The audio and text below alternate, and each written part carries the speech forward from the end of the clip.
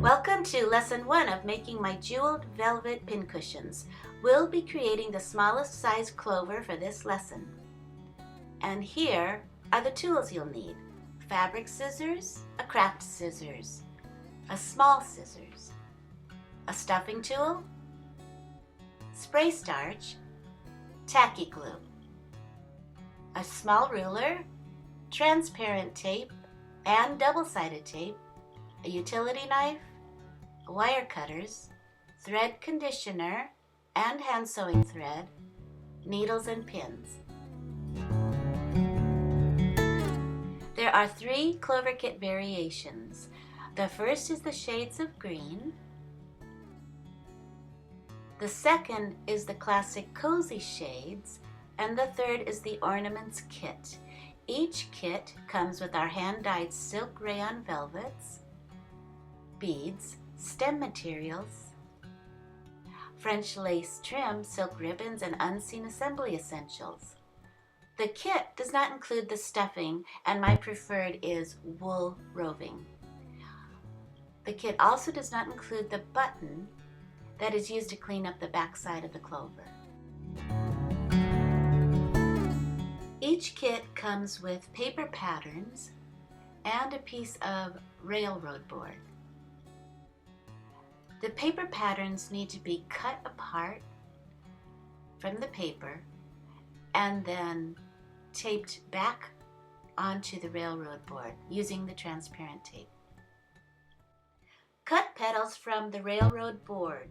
Use a combo of the utility knife and the craft scissors to cut out the precise shape. Discard the paper pattern and use only the railroad board piece from this point on. You will need 3 railroad board petals for this clover.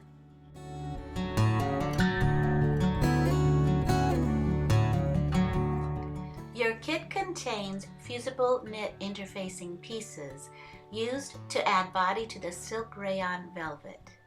To apply, lightly mist the velvet wrong side with a water spray. Lightly press to dry a little.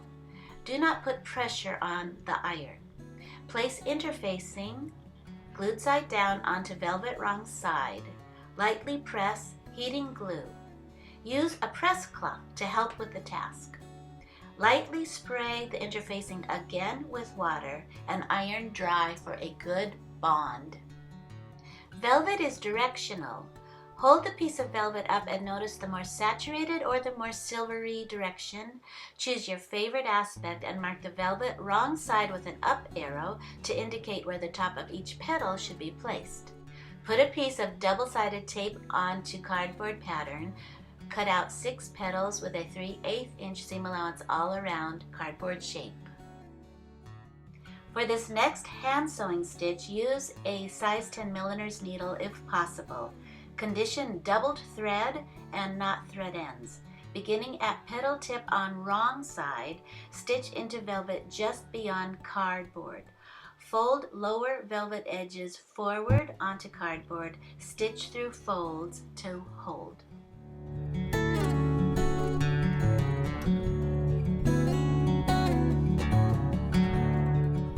Gather stitch 1/2 of petal, stitching about 1/8 of an inch from the cardboard edge.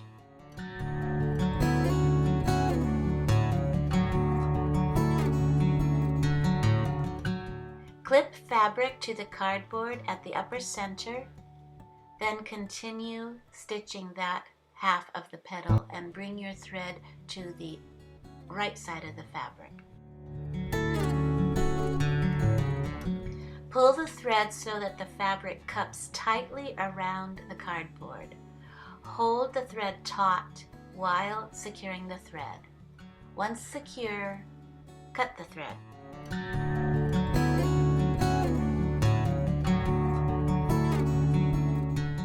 Beginning with a knotted end, gather stitch the remaining half of the petal in the same manner as you did the first half.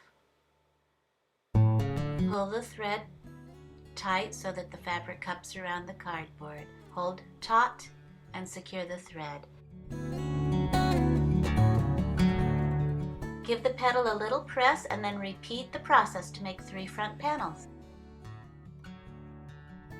The narrow lace included in the kit has a tiny edge suitable for a ribbon insertion. Cut 3 3-inch lace pieces. Set the remaining piece of lace aside for now. Thread 2mm ribbon into a size 22 or 24 chenille needle and then weave the ribbon through the insertion edge.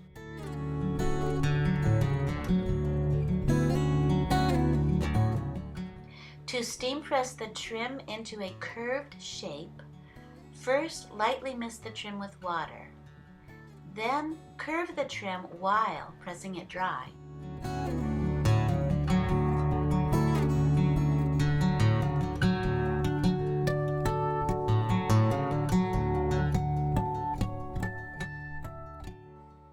Position the trim on the petal front and pin in place where desired.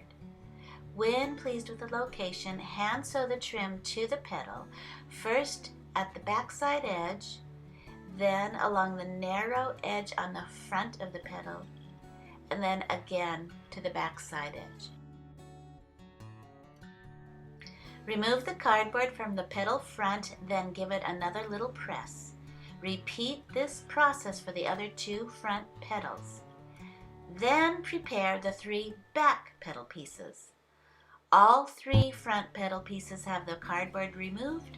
All 3 back petals do not.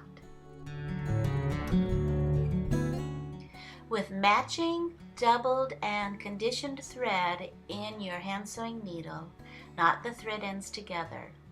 Stitch the needle into the back petal at the tip. The knot is hidden. Whip stitch in place 2 to 3 times for security. Now stitch into the front petal at the tip, also whip stitching front to back 2 to 3 times.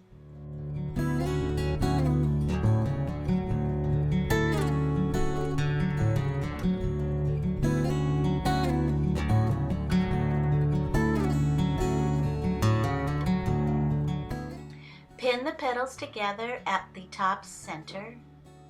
Then continue stitching the 2 together up to the top center.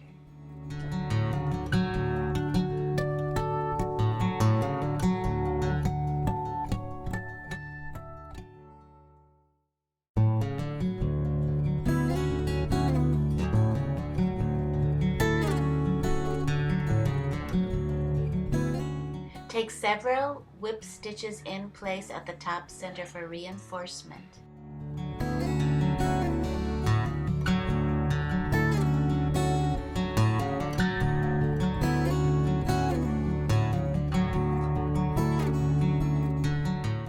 Fold the top petal over on itself to reveal the back petal and remove the cardboard from the back petal.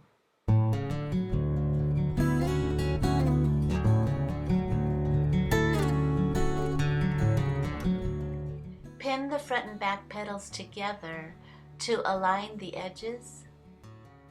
Then continue stitching, making sure to leave a small opening so you can stuff the petal.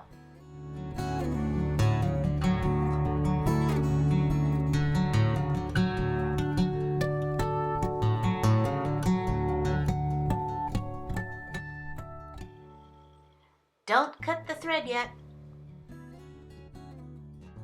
Now use the flat end of the stuffing tool to push a small bit of wool roving into the opening, then push the stuffing firmly into the upper petal portion.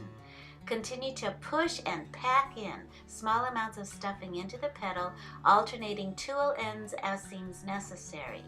Now sew the opening closed a little, then stuff it a little bit more, and continue this process so the petal is fully stuffed.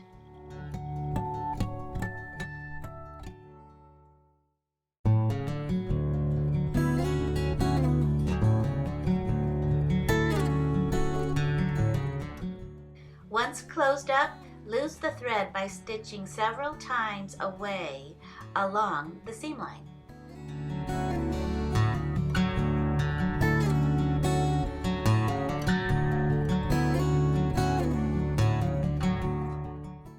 Repeat processes until you have 3 completed petals.